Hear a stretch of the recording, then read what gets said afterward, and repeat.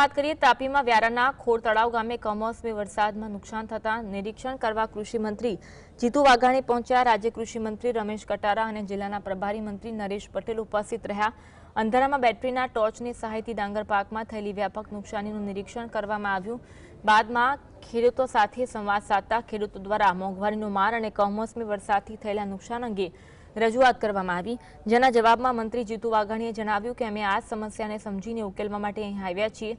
નિરીક્ષણ દરમિયાન જિલ્લાના ઉચ્ચ અધિકારીઓ તથા હોદ્દેદારો પણ ઉપસ્થિત રહ્યા।